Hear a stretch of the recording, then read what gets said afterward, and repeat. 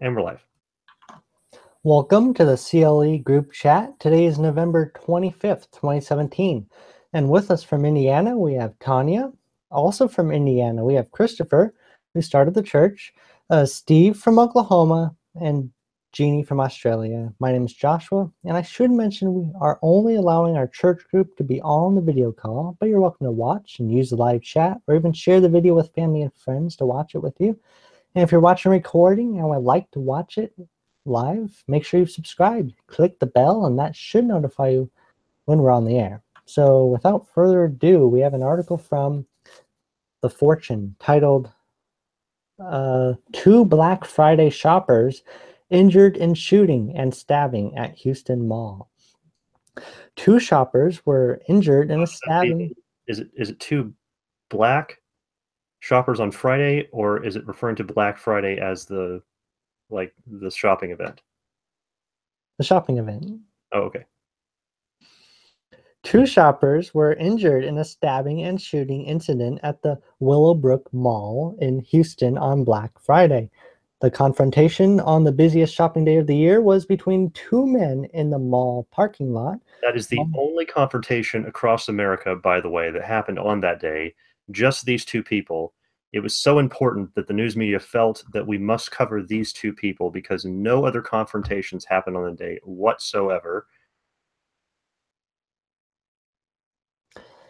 One was shot and the other was stabbed, and both were airlifted to local hospitals for treatment. It's unclear. Don't bring a knife to a gunfight. Is that was that the moral of the story there? I'm sorry. It's unclear what the altercation was about and whether the men involved knew each other. As of this writing, the police haven't released the names of the victims. Investigators are currently examining surveillance video to determine the cause. Willowbrook Mall is owned by retail real estate giant GGP, which also operates the Columbia Mall in Columbia, Missouri. I'm sorry. One of the things about releasing the names of the victims, there were just two victims, right? And both the victims were criminals, right? So it appears. It appears that way. So really, neither of them are victims. They're both just results of the stupidity that was going on. So why would there be a problem with releasing their names when they're both going to be charged? I guess that's a little confusing to me. The thing is this stuff happens every single year. The Friday after Thanksgiving, all over the United States, people have to be stupid. And I'm not trying to make light of those who die, trampled, stabbed, shot, whatever happens to them. I'm not making light of those who are truly victims, but come on. Well, I mean, and then you have to question, Tanya. Well, number one, I think you're going light on the subject. To say this doesn't happen every day across the United States would be a step away from the truth, I think. To say it just happens on Black Friday. But number two, then when you say the people who are truly victims, are they? I mean, because here's the thing. Let's say somebody decided to scale they decided to wall climb the Grand Canyon. I'm not even sure if that's possible in some places, depending on the smoothness of the rock. But let's say somebody tried to scale up Grand Canyon without any ropes or anything like that, and they just crawled their way up. And they got about 75% of the way up. Oops, fell and died. Are they a victim? I mean, well, they're not a victim of anything. Why? Because they chose to do that. They chose to go out there knowing the dangers, did they not? So the people that are getting trampled going out on Black Friday, now, if it's a victim of somebody who had to work, that's one thing. Okay, it's not their choice. But most of those people choose to go out in that knowing the dangers. And then when they get hurt, they're called victims. I think that's really loosely using the term victim. Oh, absolutely. And when you were setting that all up, my teenage son goes, they chose to be out in that. And I looked at him and I'm like, yeah, you're right. And then you repeated exactly what he just said. And you're right. These people are choosing to go out on one of the most dangerous shopping days of the year, if it's my opinion. And, yeah, you're right. Are they really victims if they're getting hurt choosing to go out on a day like that? I think you're right. I think they're not really victims. They're, well, maybe victims of their own stupidity, but then they're not really victims. You're right.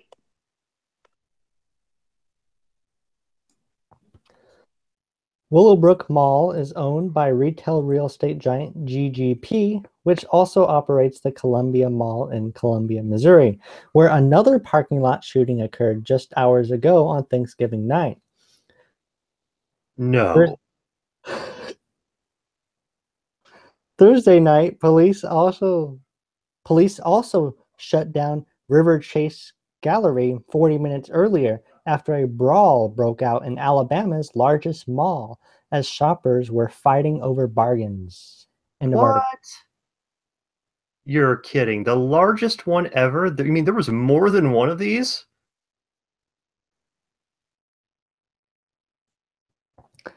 It's not in this article, but I was reading another article where in South Africa, they actually broke the glass trying to get in to because the store hadn't opened yet, and they were South impatient. Africa's one store?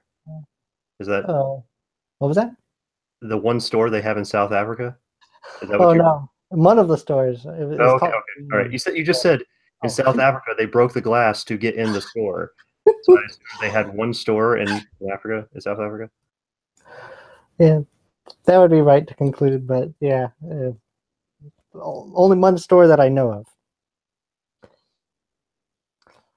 And our next article, if there's no more thoughts on that, our next article is from CBS News, titled 5-Decade Study Reveals Fallout from Spanking Kids.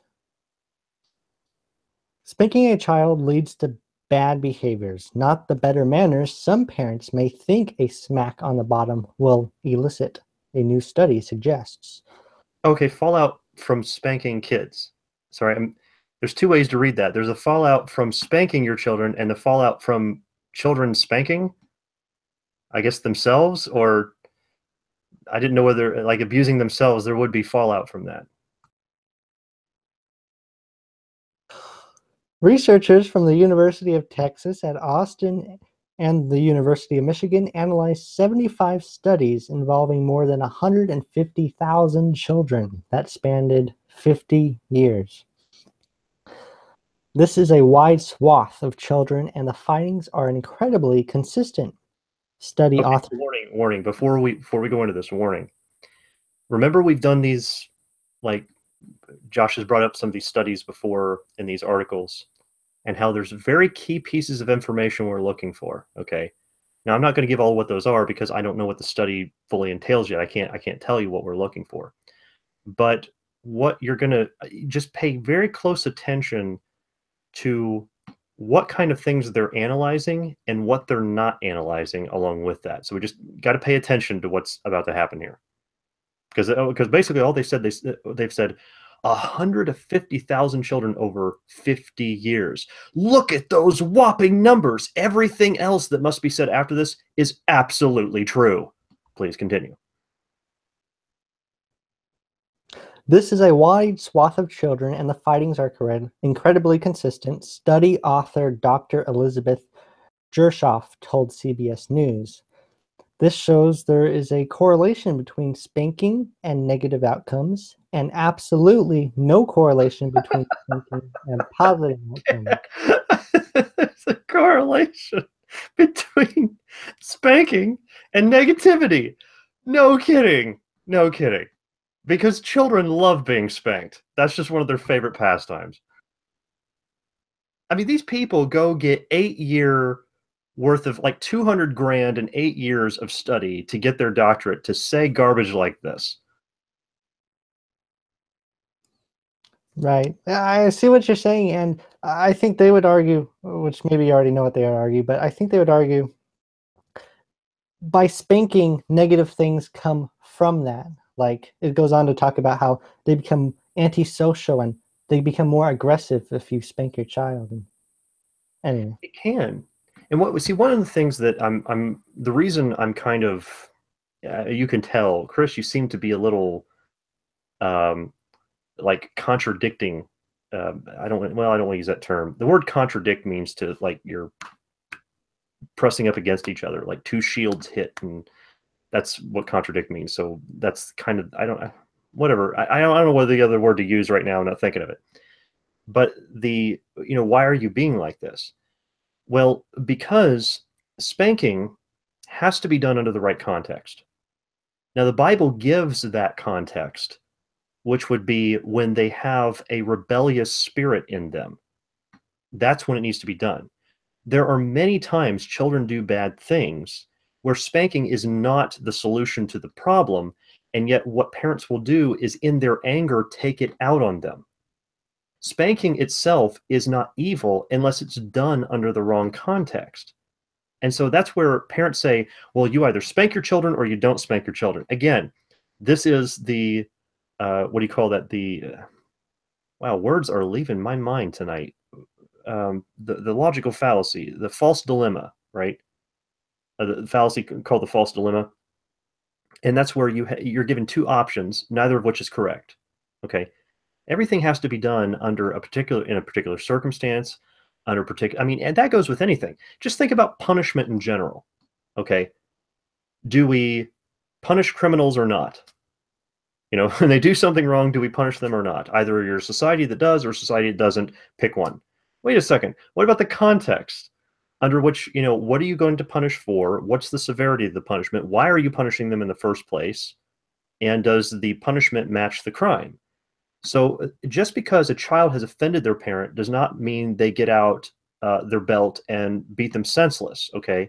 And so each of these individual situations of the study are not going to be analyzed based on the context of each situation. Do you see what I mean? They're not going to give, okay, here's exactly what the child did wrong. Here's how long they had been doing it. Here's what the parent was putting up with at the time. And maybe their siblings were involved in this or not. You see, they're not giving us specific context as to whether the spanking was called for in the first place, and they're definitely not going to give a biblical analysis of the situation. So whatever's going to come from the study is actually irrelevant. It's not really going to matter. It's not wrong for Josh. Like, again, I'm not picking on Josh for bringing up these topics. These are good topics for discussion. And especially for us to get out, what is right and what is wrong, especially biblically, we can discuss those matters. But the article itself is actually useless because they're not really going to discuss anything in the proper context to where we can actually draw a real conclusion. It's only going to be the conclusion they want us to draw from it. And that's the manipulation that happens when you take things out of its context.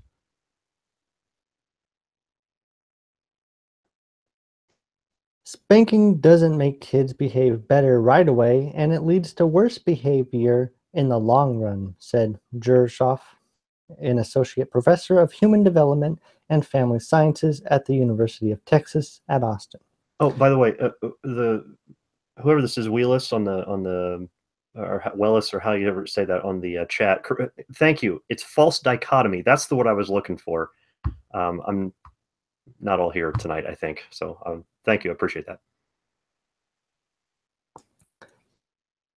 And spanked kids are more likely to be aggressive and antisocial. The irony is that many parents spank when their kids are aggressive. So the child thinks you can use spankings to get what you want. Kids learn that, she said.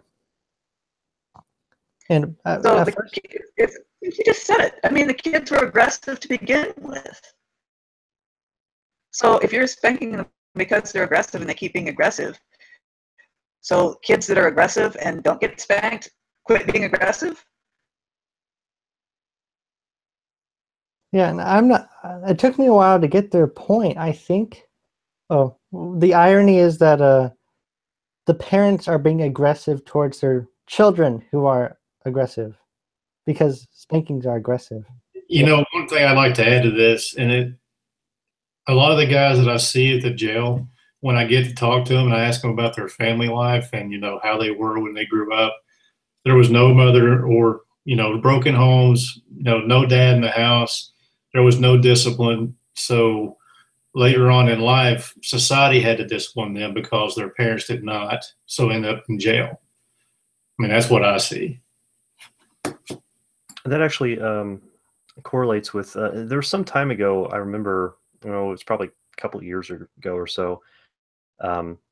Some of you might not remember it. I was talking to the church about it. There was a guy that I happened to see, and I don't remember how I found it, but it was this guy that, okay, when I was growing up, I actually had friends when I was like 8 or 9, right? Past then, I didn't have hardly any friends, and it kind of extended that way for most of my life. But I did have some friends when I was in grade school, and one of them was this guy who I remember. We used to hang out. We went to some of us. We occasionally go to each other's house and play video games or something like that, right? And we got along. Later, like in high school and stuff, he was a total bully. He was very aggressive, very, just would snap in a moment, and he was threatening, definitely. So you definitely want to stay clear of this guy, okay? And so it turned out that a couple of years ago, I found out that he's serving a 10-year prison sentence for attempted bank robbery. And I felt bad for the guy only because I was like, you know what? No, I bet he's never had anybody in his life teach him the truth. He's probably never even heard the word of God, maybe. But then when I think back of what you just said, Steve, when his home life, he had no mother or father. They both ran off on him and dumped him with his grandma, and he grew up with his grandma. And his grandma, basically, it was the kind of situation as grandparents often do. They're done raising their children, and grandchildren are kind of their children to spoil, right? And that's basically what happened. He was given everything he wanted by his grandma, so he was spoiled, and he had no parental figures in the house. They abandoned him. So now today he's serving jail sentences for attempted bank robbery. And that correlates with everything that Steve was saying, as far as I understand. So yeah, go ahead. No, I was just saying it's routine. Like the kids are foster kids, and I'm not saying some of these kids have good homes, they just make poor decisions, But 99% of them, the ones that I've talked to, broken homes, don't know where their parents are at, foster homes, and they would tell me I never got spanked, I didn't have any discipline in the home. So they leached on to gangs for that family environment, I guess. And then so, the result of that was, crime and ended up in jail. So I disagree with this study of 150,000 kids, turning out bad because they were disciplined in the home. Yeah, because Stephen brings up another good thought there, that what if the spanking was done by the single parent? See, now we have an issue to where the child is not even in a position, like, it's not necessarily a single parent saying that someone died or something like that, because if a parent dies, the results are not anywhere nearly close to the same as if the parents got divorced or something. That's statistically provable, and that's been known for many, many decades over the statistics that have been analyzed on that. But what if this is being done in a situation where there's already been, like, in addition, like, okay, hold on a second, because now I'm thinking about 50,000 things just got opened up. I'm sorry, I'm mumbling. Josh, does this study, now I don't want to, I realize we'll listen to it, but does it ever mention the age ranges of the children? I don't believe it does. I don't think it does anywhere. I don't remember that really is a huge factor. Huge factor. The age range, because there are certain children that are too young to be spanked. There are certain children who are too old to be spanked. And again, it depends on the context. So now we've got the situation where you've got a lot of these, which are broken homes, which I bet, let's see if Steve's right. Let's see, did they say anywhere in the article that they studied whether the homes were married or single? They didn't say. So now we're missing an enormous, like a mind-boggling amount of context here. And so whatever conclusions were drawn are basically useless.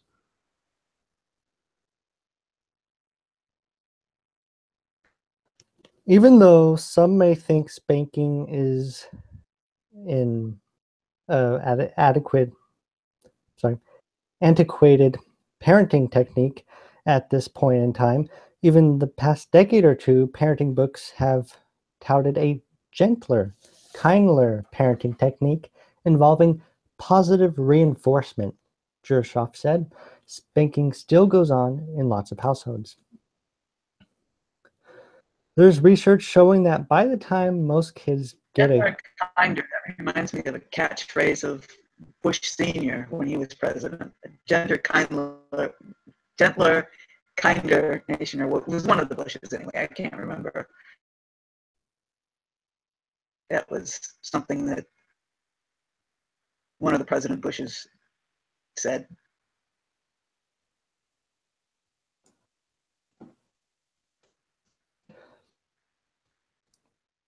There's research showing that by the time most kids get to high school, at least 85% have been spanked. So most kids are being spanked, said Jershoff. They may not be spanked as often as, say, their parents' generation was paddled or with objects, said Jershoff, but spanking is alive and well. Dr. David Polak, a pediatrician with several of the children's hospitals of Philadelphia's primary care locations in the Philadelphia area, told CBS News he even witnesses parents spank. I may, on rare occasion, actually see it happen in my office, where most parents are trying to be on their best behavior. Where most of the time they can't because of child services. The government gets involved and they say whether or not you're allowed to discipline your children and how. So that becomes a problem. And then while you're saying that, I was thinking about this, and some people, I've heard the argument both ways. Some people will say, well, Chris, you just never experienced spanking growing up, so you don't know what it's like, and that's why you're advocating for it. Or the other argument, will they say, well, if you would just have experienced not being spanked as a child, you would have grew up just fine and all that blah. I've had people argue both sides of this, which is ridiculous. Folks, I came from a household where we didn't just get spankings, we got rounds. My dad would beat us in a circle and we got a number of rounds. So that is way, way, way over the top. And it would be like for something, I remember getting beaten for 3 rounds in a circle over, we couldn't figure out who didn't flush the toilet. Okay. Now that's called an abusive home. And that's what I grew up in. But even coming from an abusive home, I understand the importance of spanking your children when it's in the proper context of they have a rebellious spirit against their parents. But you see, I was spanked many, many times when I did not have a rebellious spirit against my parents, where even under circumstances in which I was grieving of wrongdoing and still getting it. Like it's like parents go out and they don't understand when and how to spank their children because all they were doing is they grew up in a home where it was done. If you did something your parents didn't like, you got spanked and that was it. Like that's all they've ever known. And they never questioned what is the context under which we're supposed to do these things. Because as my mom used to say, children don't come with an instruction manual. And so that's why the Bible is so important for us to stay on the context of when the Bible says that it's supposed to be done. And I didn't understand that when it says most parents are trying to be on their best behaviors, but you answered that, huh? Because if they can't spank people in public, they can't spank their children in public, right?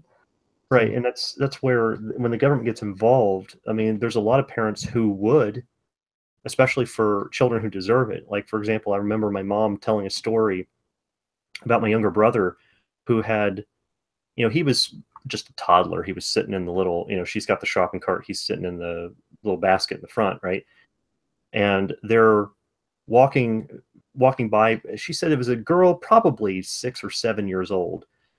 Her mom comes to take her out of the toy section and she just throws herself on the ground, rolls around screaming tantrum like this.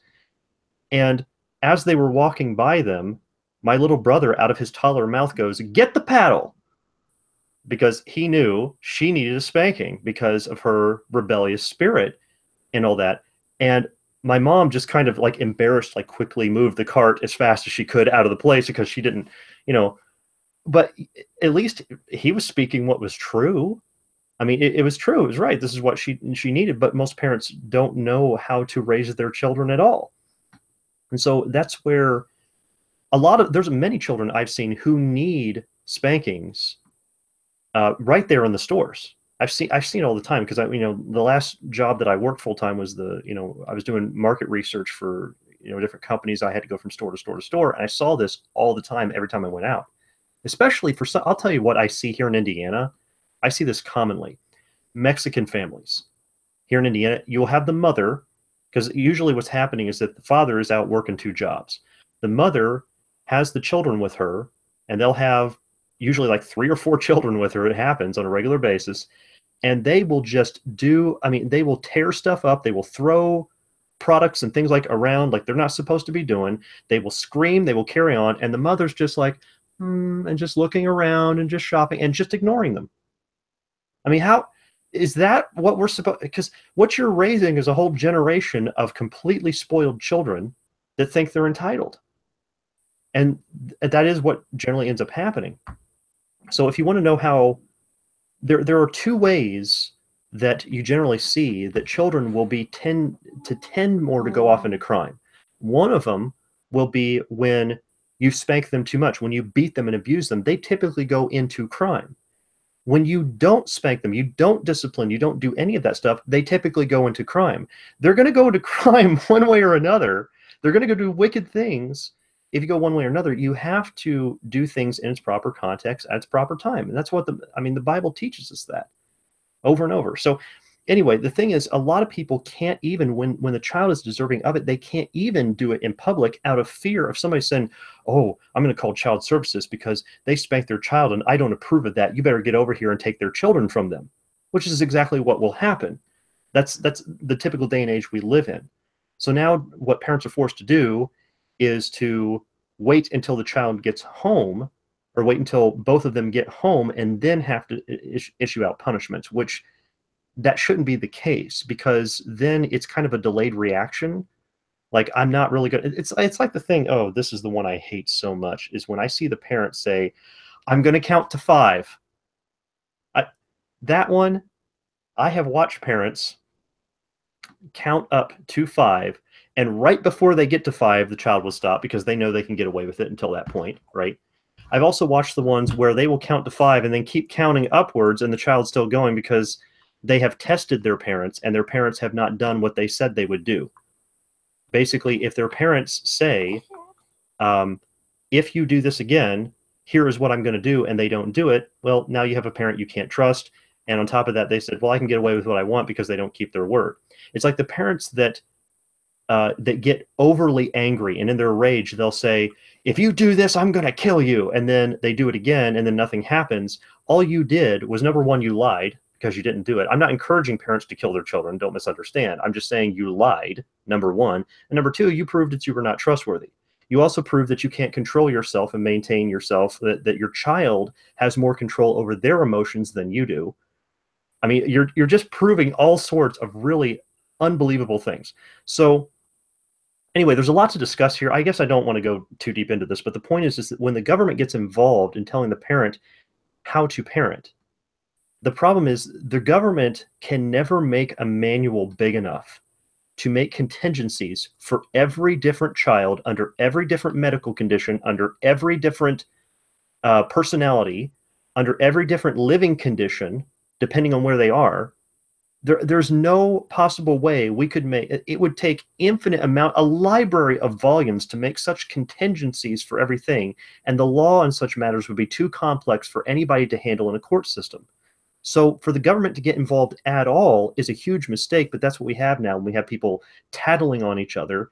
You see, there's a big, I mean, of course you got to call the police if you see someone, beating their child to a bloody pulp. You want to call the police and prevent that.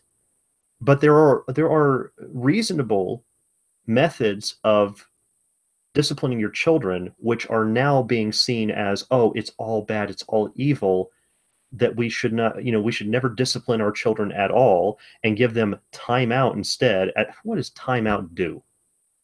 What does timeout? Sit here and think about what you've done. All they're going to do is sit here and think, wow, I have to sit here in the corner for 10 minutes if I get caught.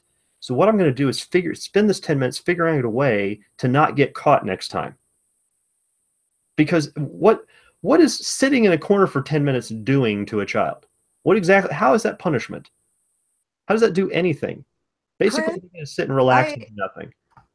I would really like to speak about this as a parent, because for a long time, my boys got two different types of parenting styles. They got abuse from one parent, and they got real discipline from the other. And so when my husband and I split, there was this big threat to, if I did XYZ, he was going to take my children away from me. And when I ceased to be afraid of that, when I began to understand that there was no way he could take the children away from me, when I began to understand God's word and what it says about parenting, it completely changed our household. And so many parents out there are afraid. They are terrified that the other parent is going to take their child, that the government is going to take their child. I mean, it's a very real threat. I've been through it many, many times myself.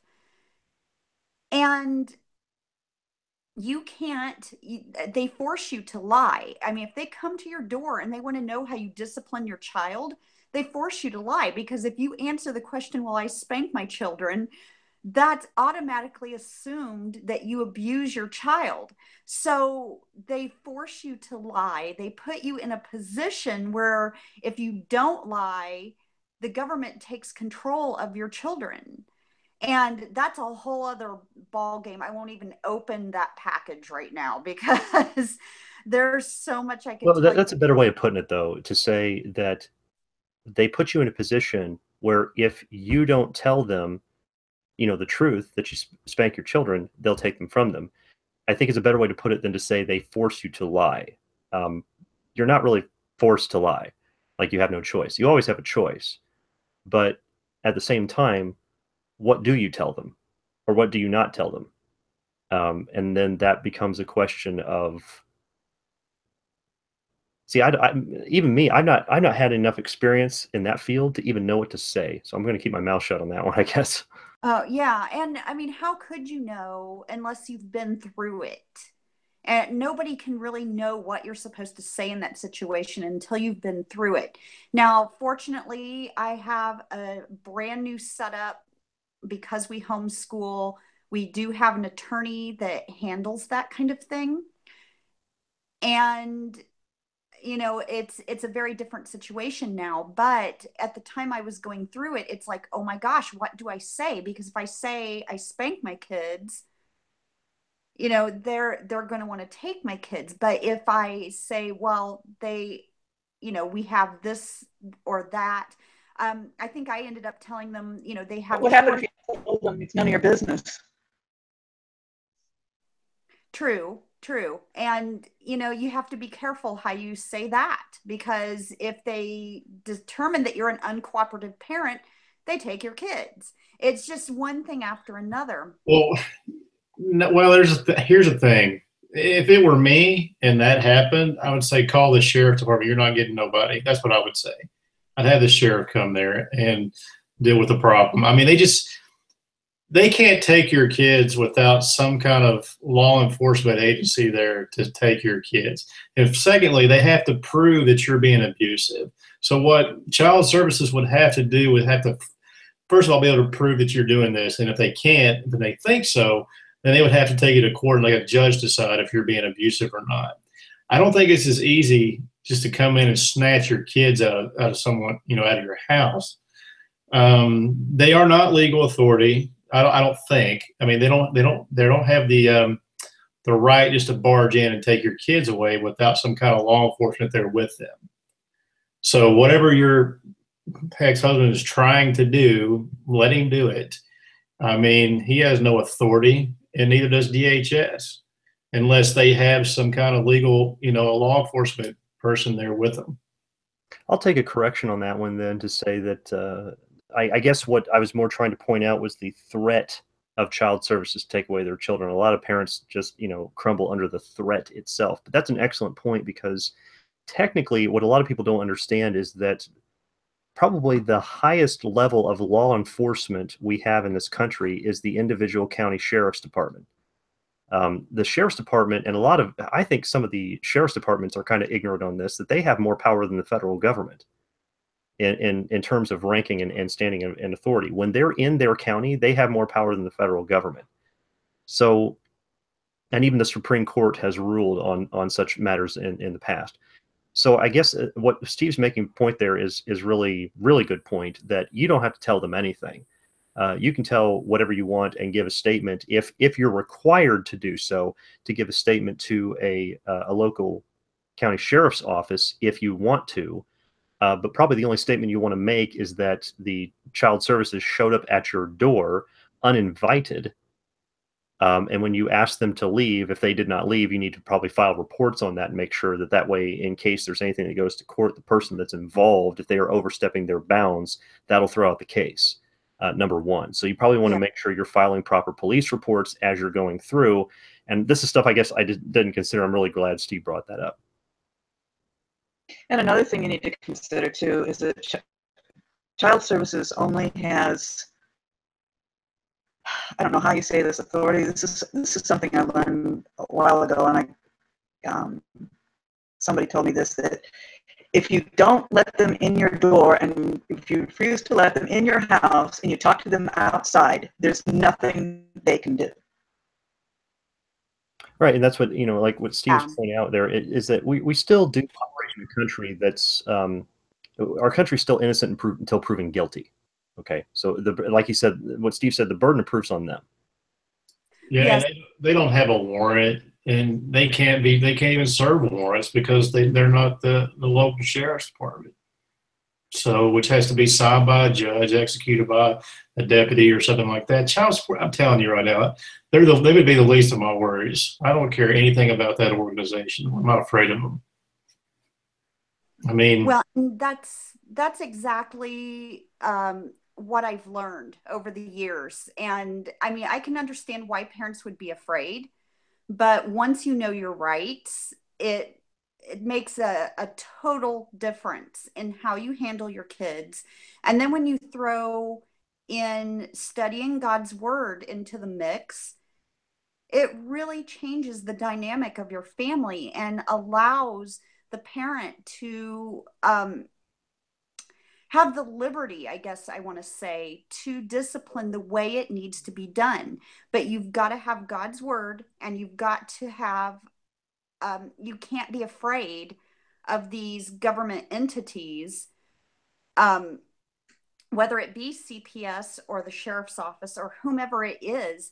You can't be afraid of them. You have to be able to stand on God's word. well, if they do show up and they ask you, how do you discipline your kids? Just say, who gave you the right to be on my personal property uninvited? And then ask them to please leave.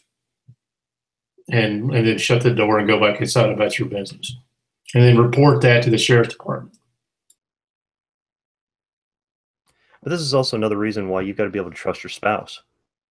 I mean, because there again, when you got them to worry about too, because talk about somebody that can be in your household and provide the evidence Child Protective Services is looking for, you got to have a spouse you can trust. And that's why I'm telling people that marriage, and when I talked about the issue of marriage, and that's why, if anybody remembers back when I did the very first online teaching, we started putting out these weekly teachings. The first teaching I did was on marriage. That was the first one. And I started there just because it happened to be one of the crux of a big debate that was going on at the time. And I really want to get that teaching out there to get people that information, but also because a lot of the topics we cover comes back down to having a good foundational marriage, a good foundational family. And the problem is that you have an entire society that is, I guess, if you want to call it hell-bent on finding a spouse based on personal similar interests, like what kind of music do I like listening to? What kind of food do I like eating? What music you like listening to, or what food you like eating, or your favorite movie, or whatever dumb thing that you can think of, is going to be meaningless when it comes down to actually raising your children. Okay? So when you are raising, I guess, in the process of raising children, what it really comes down to is that you need somebody that has the same philosophy, who's not going to try to backstab you because they want to go cheat on you with somebody else or something along those lines, okay? And get angry at you and have all this revenge built up in them. So you want somebody you can trust, and if you're going to get that, you have to have the same philosophy. That means the same philosophy means a way of thinking, okay? And so if you both have the same way of thinking on the Bible, that's someone you should marry, not someone that you just happen to run into and lust after for a short period of time. Another thing I wanted to bring up is that you pointed out earlier that, you know, spanking depends on the child. The method of discipline depends on the child's personality, and all this. I wanted to relate, and you also gave an example of kids acting up in a store, yelling and screaming and throwing tantrums. My husband was out with his daughter once when she was little, and she threw a tantrum. And she wouldn't stop when he told her to, so he just walked away. I mean, he kept an eye on her, but he walked away to where he could see her, but she couldn't see him. And he just waited till she stopped crying. And he said she never did it again.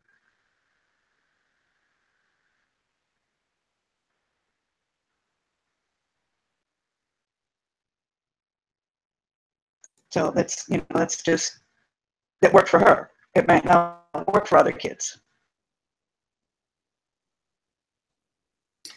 This is kind of funny. My daughter, about 3 weeks ago, I had her in the car with me, and just out of the blue, she goes, "You know, Dad, I'm 10 years old and I don't get spankings anymore." And I laughed at her. It's like, you don't, as a child, you don't make those decisions when you are past the age of spankings.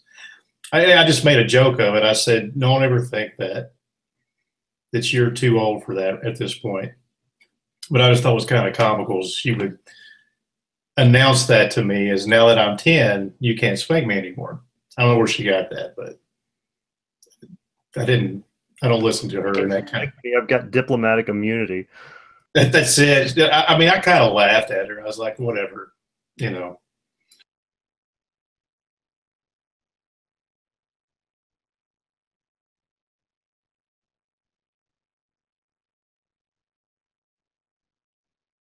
Josh, Can't hear you, Josh. Oh yeah, that was just a comment. No, Josh's mic wasn't on. That's why we were all sitting here. Oh, all right. So my question was, parents in a public setting, should they spank their children? Does that make sense?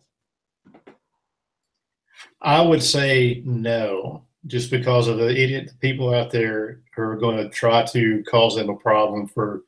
It's the same folks that we're just talking about who want to, you know, take their kids, this new way of thinking, this new age thinking. I've read stuff on this, and although the right thing to do would be to take care of it right then so you don't have that delayed reaction, or take them somewhere privately, or leave the store right then and deal with it. Because, you know, we live in an age of cameras. You know, if you go into Walmart, when you look up, there's cameras everywhere. So everything is being recorded. Not necessarily the sound, but, you know, it is. And of course, you have people seeing. I think you don't have to shot cameras. You've always got idiots with smartphones. Yeah, it could go viral, and next thing you know, whatever. I'm just saying the idea would be, yes, to do it, it'd be the right thing to do, but I would take them out or go to a bathroom or somewhere like that. That's what I've done in the past. At a restaurant, my daughter was like 6 at the time, and you know, her grandparents were up. She was acting out. I kept telling her to stop, being real rebellious, and so I just took her to the bathroom, and disciplined her, corrected her, and then brought her back. I didn't do it publicly, but I did it right then. See, that's a good idea, but a lot of parents are like, well, that's just too inconvenient, or having to leave the store or something is too inconvenient. Well, you see, and that's why I keep telling people we need to do what's right over what's convenient. Okay. And then I got this, wanted to say another friend of mine, how she dealt with that in a restaurant, was she would smile and talk to her kids while pinching them under the table so that nobody could see, and she would say, now, if you don't quit, if you don't stop crying right now, I'm going to take you to the bathroom and spank you.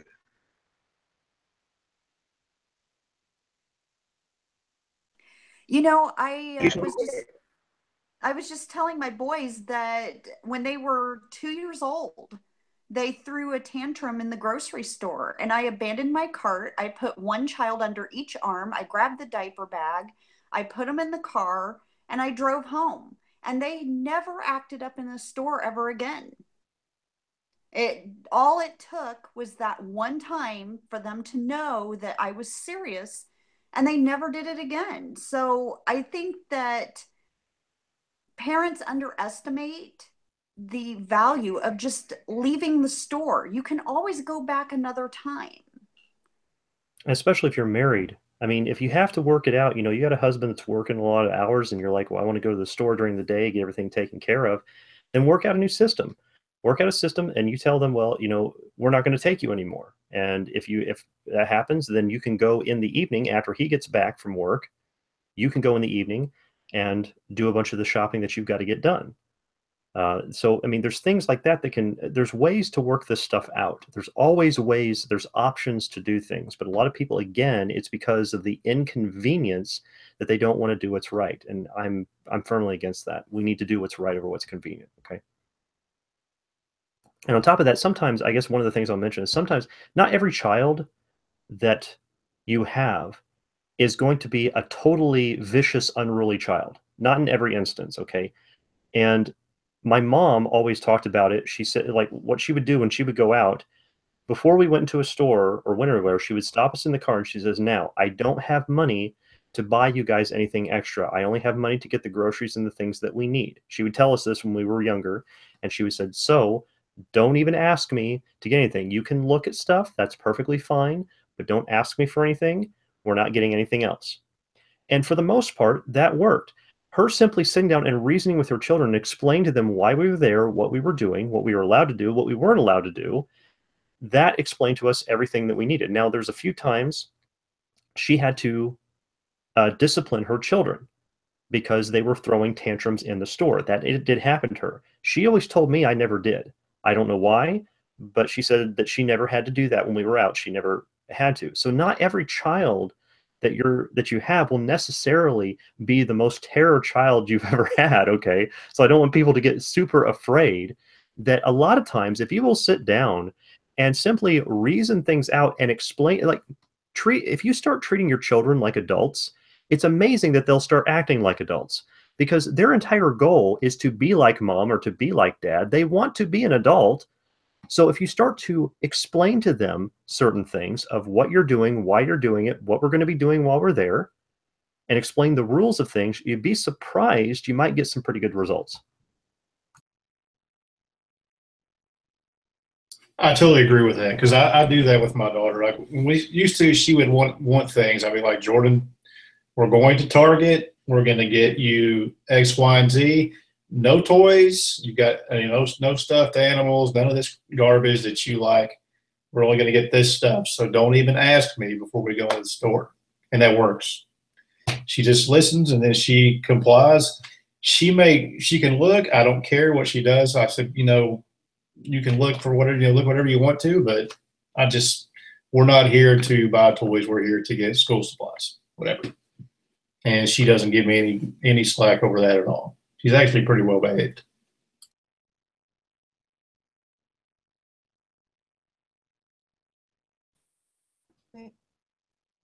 And the article continues. The episodes trigger family discussion about discipline alternatives, he said. And this is the doctor referring to how patients sometimes will spank their children in his office. So some people spank because they were spanked. It's passed down from generation to generation, Gershoff said.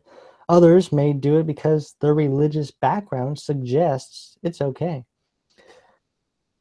To make ourselves feel better about it, we use spanking as a euphemism, but it's still hitting. There's no way to define spanking without using the word hitting, said Gershoff. The study, published in the Journal of Family Psychology, looked specifically at spanking alone versus lumping in all forms of physical punishment. So there's no difference between slapping somebody with an open palm and punching them with your fist. That is the most ridiculous thing I've ever heard in my life. Well, I think what the Palm slap is on the behind and the punch is in the face. is that what it's saying? Because I don't know. I didn't. I guess maybe I only Well, no, heard it. you can't define spanking without spanking is hitting. so When you hit someone, I picture a punch in the face. I picture somebody punching somebody.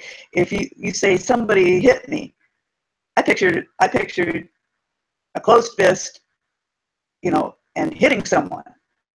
A spanking is a slap. Well, then if they usually on the behind. If they define it that way, well, then you could say that if you push your child on top of a glass coffee table and it shatters and they land in it, you didn't hit them, right? So that can't constitute as hitting necessarily. What are you saying? What do you mean? I'm saying that, if they're going to be defining this based on hitting, well, then it's not limited to spanking, is it? Is that what they're saying? Right. They're saying that spanking is just a euphemism, so it'll sound Okay, better so if spanking is just a euphemism for the word hit. This whole thing, what was the title of the article again? I have checked right on the floor here. It's from CBS News, titled 5 Decades Study Reveals Fallout from Spanking Kids. Okay, from spanking kids. So now what they're doing is they're redefining the study to not mean spanking, to mean anything but. And so what's happening is that the 150,000 case studies that they have, they're lumping in physical abuse cases with spanking, which leads me back to the original point I made before we started getting into this, that everything that they were going to be doing was taken out of a particular context.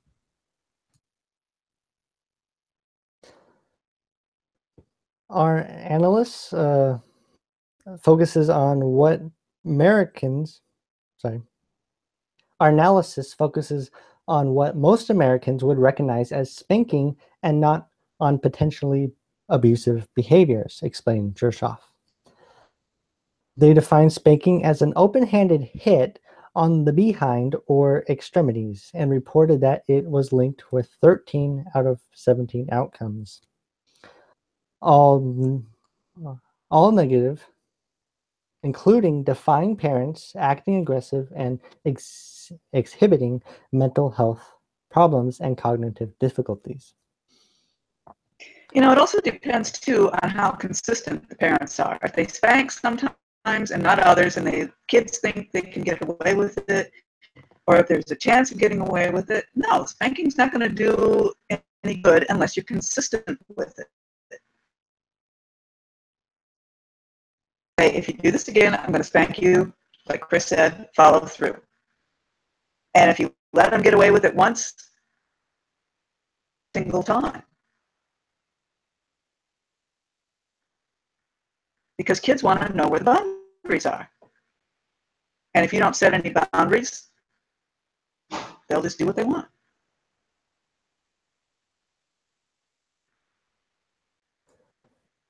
I think the problem is that parents are scared of their kids. In some cases, they're afraid. They're afraid of them. I have seen that. Oh yeah, kids have always terrified me. That's why I never wanted any. Yeah, I noticed the difference how my daughter reacts to me, where she reacts to her mom. Like, she'll mouth off sometimes, or she has to her mother, but I don't get any lip from her at all. think she's, I don't know if she's scared of me or she knows that I'll not take it, you know, or she gives me any attitude or anything like that. I usually react to that. You know, an example was this couple of days ago, I got a call. This is Jordan's acting out, you know, going crazy and yelling and all this. And I said, well, let me talk to her, put her on speaker. And I'm like, what's the problem? And we're talking, and she's starting to, you know, cry, go on. And I was like, do you act this way at school? And she's like, no. I said, do you act this way with your friends? She's like, no. I said, then why are you yelling at your mom? You know, I kind of raised my voice a little bit. You know, it was one of those things that she started the whiny voice, and I don't get moved by that. That doesn't make me, when she gets mouthy or starts showing, you know, getting really upset, that doesn't bother me. I mean, I don't get sad over that. I correct her, and I try to hold her accountable, because my thing is I want her to not be a spoiled brat when she's an adult. You know, I like for other people to like her and want to be around her, not to be somebody that is despised. And you know, you see it all the time in schools. When I was a kid, you see who the spoiled brats are, who were given everything. And of course, I didn't like hanging around with them. I just, you know, I sit down with Jordan and I've gone over the scriptures and how she's supposed to behave the best I can. And she gets it, but she's still a child and she's still going to need correction. You know, train a child as it how he or she should go, so not depart when they're old. I mean, that's about the best thing you can do.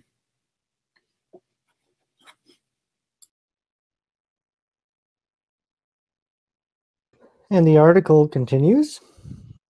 The healthy approach is to discipline and to emphasize the positive, said Juroff. It's not one single technique, it's a host of behaviors parents should do. They involve the relationship between a parent and child and rewarding the child when they do the right thing. She said, people think if you don't spank, you're a pushover. If you don't spank, you're a pushover. But you can be a firm parent with high expectations for your children. You don't have to hit them to show you have power. You know what, Josh? I'm going to stop you there. I agree. You just got to have balance. There's nothing wrong with exalting your children when they do well. You should. You should praise them when they do well. It can't just be all praise and no rebuke or no chastisement or no correction. You're going to have that. But I agree with that part. Yes, when my daughter makes good grades or she does something well or she does what I ask her to do without complaining about it or something, I don't really praise her for that because she's doing what she's supposed to be doing. But if she goes above and beyond, then I praise her for that. Or let's say she makes something for me, it's really nice. That she obviously spent a long time on some gift for me. Then I'll praise her for that, or she does something well. But again, you got to have that balance. You know, my daughter has no doubt that I love her because I tell her all the time. But she also knows that I have standards and there's certain lines she's not allowed to cross. And when she does, there are consequences. You know, it's the same way in the scripture. When we cross the line with God, God chastens us if you were born again. He deals with you like a son. But, you know, we're commanded as Christians to exalt one another, right? Same way we should be treating our kids. You know, we're not supposed to stir them to wrath, you know, cause them to be angry for no reason. That's what Chris was talking about. There are certain times that you would spank, you know, when it's a rebellion, then other times you don't. You know, if a child does not have a rebellious spirit, but yet you're beating on them or spanking them, they're going to get mad over that. You know what I'm saying? It's hard. It really is, in my opinion. It's a difficult thing to raise kids. That's why not everybody, you know, a lot of people choose not to, or they don't. But regardless, it is effort, and it is kind of hard sometimes. I enjoy it, but again, what that guy was saying, I think there's balance there that you need, and, you know, praise, and then also when needed, correction.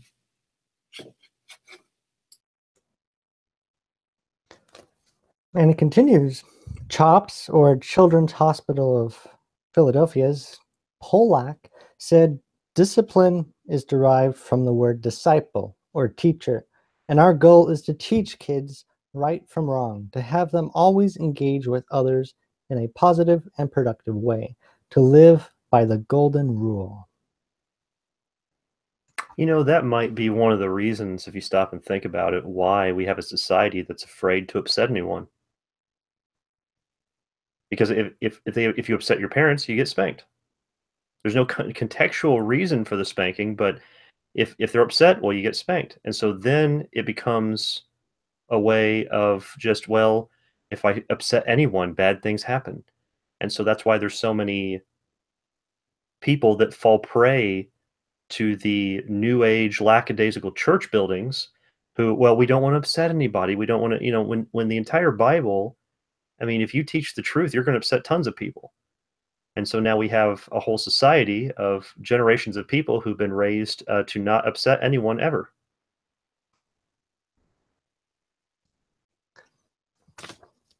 And this guy, he's referring to the golden rule. I guess I could look that up. Do you know what that means? Does anyone? It's the do unto others as you want them to do unto you. It's kind of one of those things. It originally came from the Bible. Jesus Christ taught that.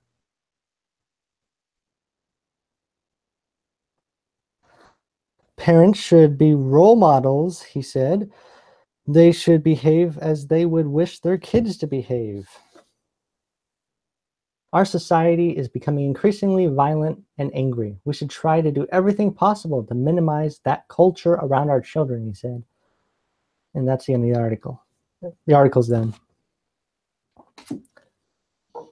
And we were talking earlier about how, the children's, I forget what they're called, children's enforcement. I forget the name, but they might come and try to take away your children.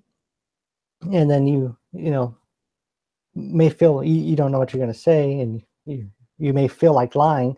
But I feel like people are going to use Rahab as an excuse. They'll say, well, Rahab lied to protect the people of God, so I can lie to protect my children, and they'll try to use that as an excuse. So I don't know if some people are going to try making that excuse.